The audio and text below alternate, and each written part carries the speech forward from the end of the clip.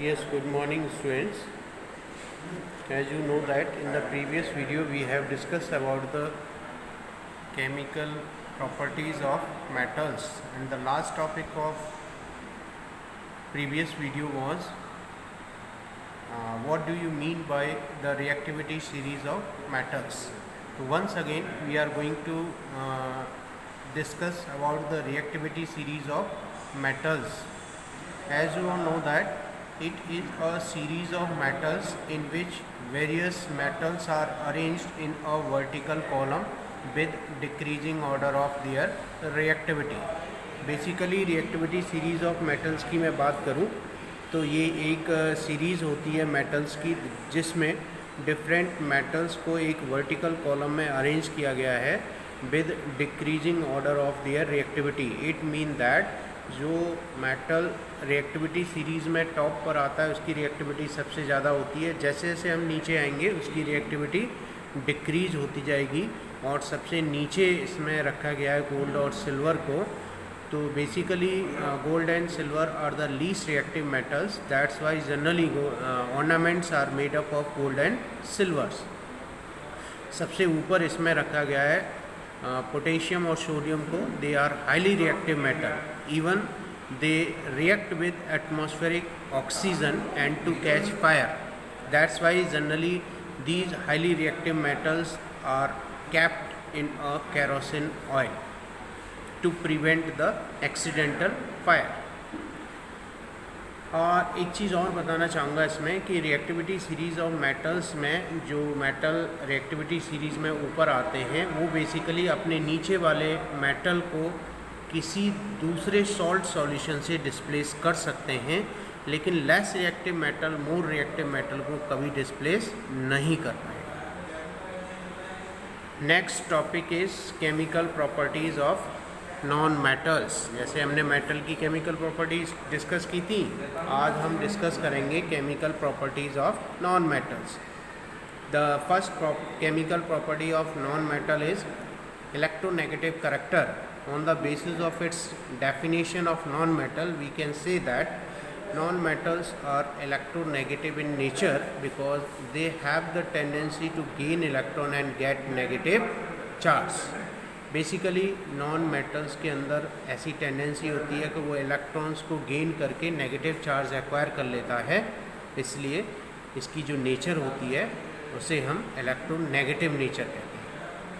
दूसरी प्रॉपर्टी है हमारी reaction with oxygen. Means what happens when the non metal react with oxygen. क्या होता है जब नॉन मेटल को ऑक्सीजन से रिएक्ट करते हैं, क्या प्रोडक्ट बनता है और प्रोडक्ट की नेचर कैसी होती है. तो generally the non metal react with oxygen to form a non metal oxide and this non metal oxide either neutral or acidic in nature. और जो नॉन मेटल ऑक्साइड बनता है उसकी नेचर या तो न्यूट्रल हो सकती है या एसिडिक हो सकती है. जैसे फॉर एग्ज़ाम्पल कार्बन है. कार्बन एक नॉन मेटल है. जब हम कार्बन की रिएक्शन ऑक्सीजन से कराते हैं, limited supply of oxygen means oxygen की सप्लाई बहुत लिमिटेड रखेंगे, कम ऑक्सीजन सप्लाई करेंगे, तो वो कार्बन मोनोऑक्साइड बनाता है. और जो कार्बन मोनोऑक्साइड होता है that is neutral in nature. Second one, अगर हम इसी कार्बन की reaction sufficient supply of oxygen means oxygen की सफिशिएंट सप्लाई में कार्बन की रिएक्शन कराएंगे तो वो कार्बन डाइऑक्साइड प्रोड्यूस करता है और इस कार्बन डाइऑक्साइड की नेचर होती है एसिडिक. सेम एज जैसे सल्फ़र है. सल्फ़र भी एक नॉन मेटल होता है. उसकी रिएक्शन ऑक्सीजन से कराते हैं तो वो सल्फ़र डाइऑक्साइड देता है और ये सल्फ़र डाइऑक्साइड भी एसिडिक होता है नेचर में. नेक्स्ट प्रॉपर्टी है रिएक्शन विद वाटर. तो generally the non metal do not react with water. Water से जनरली नॉन मेटल रिएक्ट नहीं करते, but they may be very reactive in air. कुछ नॉन मेटल्स ऐसे होते हैं कि वो एयर में बहुत ज़्यादा रिएक्टिव होते हैं. That's why such reactive non metal stored in water like phosphorus. Generally इस तरह के रिएक्टिव नॉन मेटल्स को हम लोग स्टोर करके रखते हैं वाटर में. जैसे फास्फोरस है.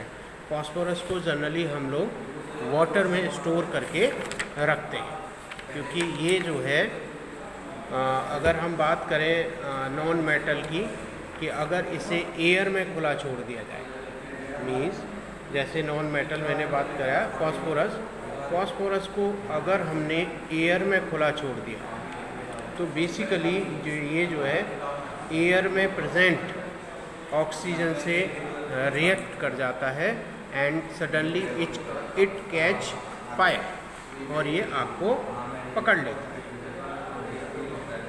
अब इसके बाद है रिएक्शन विद वाटर हुई आपका, नेक्स्ट है रिएक्शन विद एसिड्स। तो generally the non metal do not displace the hydrogen from the acids. ये जो है एसिड के अंदर से हाइड्रोजन को डिस्प्लेस नहीं कर पाते। तो बेसिकली ये आप हायर क्लासेस में आगे पढ़ोगे। अब इसके बाद हम लोग बात करते हैं what are the uses of metals and non metals. Metal और नॉन मेटल के जनरली क्या यूज़ हो सकते हैं। तो बेसिकली मेटल की बात करें, जैसे फॉर एग्जांपल है आयरन है, कॉपर है, सिल्वर है, गोल्ड है, मरकरी है। What are the use of these metals one by one. Iron, you know that it is use for making bridge, engine, iron sheets, and that is also used in construction work. Copper is generally used for making electrical wire and cables. Silver and gold generally used in making the ornaments because they are very less reactive. That's why they do not lose their shine. हमेशा चमकदार बने रहते हैं कम reactive होने के कारण, इसलिए इनका यूज़ बेसिकली हम ऑर्नामेंट्स बनाने में करते हैं। मरकरी है, मरकरी का यूज़ जनरली देखा होगा आपने थर्मामीटर में किया जाता है। थर्मामीटर में जो एक शाइनिंग स्ट्रिप होती है बेसिकली, वो शाइनिंग स्ट्रिप एक्चुअल में आपकी मरकरी की होती है। नॉन मेटल्स की बात करें, non metals is also a very essential part of our life. It is generally, मैं पार्ट ऑफ लाइफ इसलिए कह रहा हूँ कि generally it is the components of all the food items, like carbohydrate है, उसमें है प्रोटीन है, ग्लूकोज है, तो सभी में कार्बन होता है। बेसिकली कार्बन के कुछ एलोटॉप्स होते हैं, जैसे डायमंड है, ग्रेफाइट है। तो डायमंड का यूज़ हम लोग ऑर्नामेंट्स में करते हैं। ग्रेफाइट का यूज़ हम पेंसिल, लीड ऑफ पेंसिल के रूप में किया जाता है। सल्फ़र है, सल्फ़र का यूज़ बेसिकली, सल्फ़र भी एक नॉन मेटल है जिसका यूज़ गन पाउडर बनाने में, सल्फ्यूरिक एसिड में किया जाता है। फॉस्फोरस है, फॉस्फोरस का यूज़ किया जाता है manufacture of match stick, rat poison and fertilizers. Oxygen है, ऑक्सीजन की बात करें तो it is a supporter of combustion and it is most important part of respiration, क्योंकि रेस्पिरेशन की जो प्रोसेस होती है उसमें ऑक्सीजन को यूटिलाइज किया जाता है break down of food particles के लिए। तो these are the some common use of metal and non metals. Now this chapter is over. In next video we will discuss your next chapter, that is coal and petroleum, और या फिर हम एक physics का chapter लेंगे इसके बाद में। ठीक है, okay, good bye and good luck.